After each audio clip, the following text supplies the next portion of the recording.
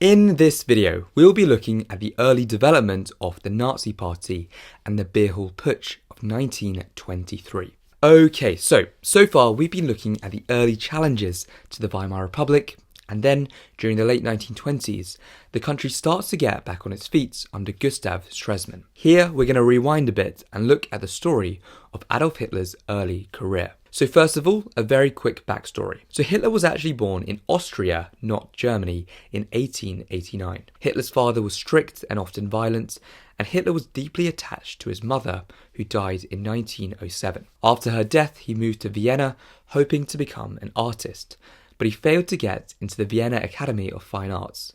He spent several years living in poverty, and during this time he developed many of his extreme nationalist and anti-Semitic beliefs. In 1913 he moved to Germany, and when World War I broke out in 1914, he volunteered for the German army. He served mainly as a messenger and fought on the Western Front, and he was awarded with the Iron Cross for bravery, one of the highest honours in the German army. In November 1918, Hitler was recovering in hospital from a gas attack when he heard the news of Germany's surrender in the war. He was shocked and angry, believing that the army could never have been defeated in the battlefield and was instead stabbed in the back by the politicians.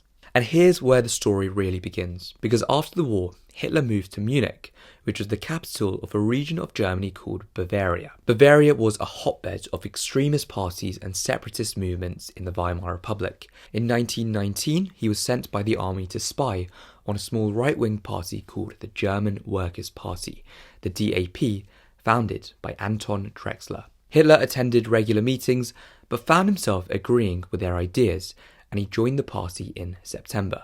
Well, Hitler had something that no one else could match: his public speaking ability. At the time, most politicians read from speeches and were quite robotic and boring in their talk. Hitler gave loud, emotional speeches and was able to capture audiences through his dramatic gestures and provocative messages. He blamed Germany's problems on different groups: politicians, communists, and Jews. He became the defining figure of the party and what made the Nazis stand out above all others, eventually becoming their leader. By 1923, the party had grown to around 50,000 members, but it was still not considered a major political group in Germany.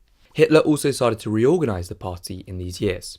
In 1920, the party announced its 25-point program, which set out its core beliefs. This included overturning the Treaty of Versailles, rejecting democracy and anti-Semitic ideas. Some of the 25 points were nationalist ideas, so pro-Germany, and some were socialist ideas, so pro-worker. And so, the German Workers' Party renamed itself to become the National Socialist German Workers' Party, a name that would appeal to everyone. The NSDAP was shortened to become the Nazi Party, and to distinguish themselves from other parties across Germany, the Nazis adopted symbols such as the swastika flag and the infamous straight-armed salute. The Nazis also formed their own paramilitary group, the SA, in 1921. If you remember, in the early years of the Weimar Republic, Germany was full of millions of ex-soldiers who had come back from the war and struggled to adjust to civilian life. Political violence was common, and many parties had their own private armies. The SA was led by a man named Ernst Röhm, who we will see later, and they were sort of the muscle of the Nazi Party, parading around streets, protecting Nazi meetings, and beating up political opponents to the Nazis. This gave the Nazi Party an image of strength and discipline, although many of the members were aggressive and hard to control. So, by 1923, although the Nazi Party had grown, they were still a rather fringe and small party in Germany. 1923 was also the year of crisis, as hyperinflation and the Ruhr crises showed that the Republic was weak and unable to protect itself. Hitler believed that this was his opportunity, and had looked to Italy, where another controversial figure, Benito Mussolini, had launched the March on Rome in 1922 and had successfully seized power by force. The plan was simple: first seize control of Munich, then march on Berlin and overthrow the Weimar government. Hitler also gained support from a respected World War I general,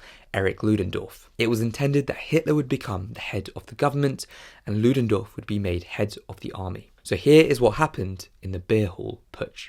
So, on the 8th of November 1923, Hitler and around 600 SA members stormed into the Munich Beer Hall where the Bavarian leaders were meeting, including Gustav von Kahr, head of the Bavarian government. Hitler fired a bullet into the ceiling and declared a national revolution had begun. He forced politicians into a side room, and at gunpoint, they'd be stupid not to agree to his plans. At the same time, the SA had taken control of government buildings and arrested officials in Munich. But Erich Ludendorff got cold feet and released the politicians, who contacted the police and the army. At 5 a.m. the next morning, Hitler's 2,000 soldiers marched through the streets of Munich, and they were met with a line of policemen. No one knows who fired the first shot, but 4 policemen were dead and 16 Nazis, the first martyrs of the National Socialist movement. Hitler was injured in the fighting and for the next 3 days hid in a friend's house, but he was found in a wardrobe and was arrested. So the Beer Hall Putsch was a failure in the short term, but it had very serious consequences for the future of the Nazi Party. And it was what happened next that was really interesting. In the next video, we'll be looking at Hitler's time in prison and the lean years of the Nazi Party. See you then.